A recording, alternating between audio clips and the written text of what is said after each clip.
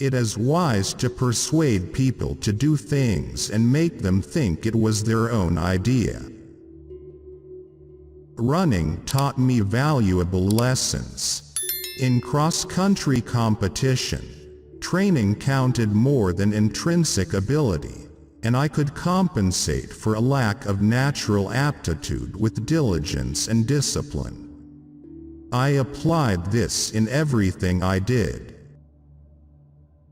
If there are dreams about a beautiful South Africa, there are also roads that lead to their goal.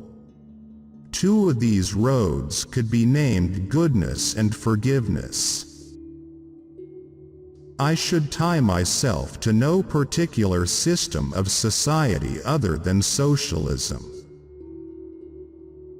Our daily deeds as ordinary South Africans must produce an actual South African reality that will reinforce humanity's belief in justice, strengthen its confidence in the nobility of the human soul, and sustain all our hopes for a glorious life for all.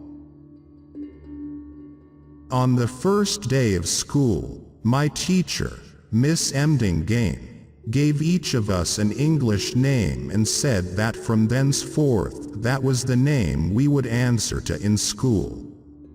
This was the custom among Africans in those days and was undoubtedly due to the British bias toward our education. There are so many men and women who hold no distinctive positions but whose contribution to the development of society has been enormous. After one has been in prison, it is the small things that one appreciates. Being able to take a walk whenever one wants, going into a shop and buying a newspaper, speaking or choosing to remain silent. The simple act of being able to control one's person. Intervention only works when the people concerned seem to be keen on peace. There are times when a leader must move out ahead of the flock, go off in a new direction, confident that he is leading his people the right way. For to be free is not merely to cast off one's chains, but to live in a way that respects and enhances the freedom of others. Never, never and never again shall it be that this beautiful land will again experience the oppression of one by another.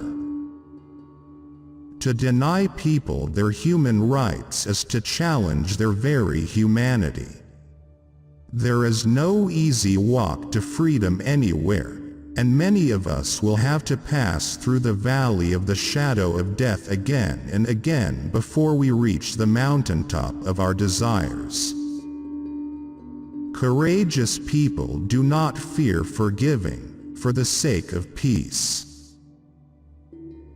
In my country, we go to prison first and then become president.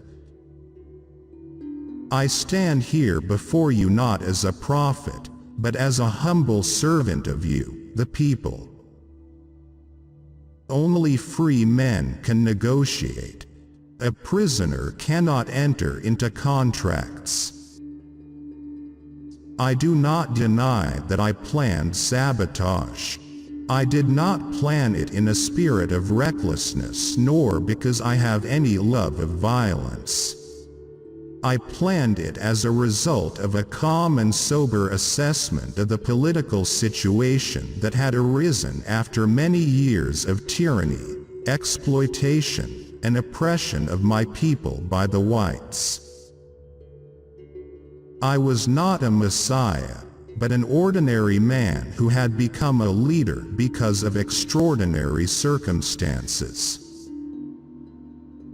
If there is a country that has committed unspeakable atrocities in the world, it is the United States of America. Whatever position I occupied, it was the result of colleagues, of my comrades in the movement, who had decided in their wisdom to use me for the purpose of focusing the attention of the country and the international community on me. Without education, your children can never really meet the challenges they will face. So it's very important to give children an education and explain that they should play a role in their country. There are many people in South Africa who are rich and who can share those riches with those not so fortunate who have not been able to conquer poverty. I was called a terrorist yesterday, but when I came out of jail, many people embraced me, including my enemies, and that is what I normally tell other people who say those who are struggling for liberation in their country are terrorists.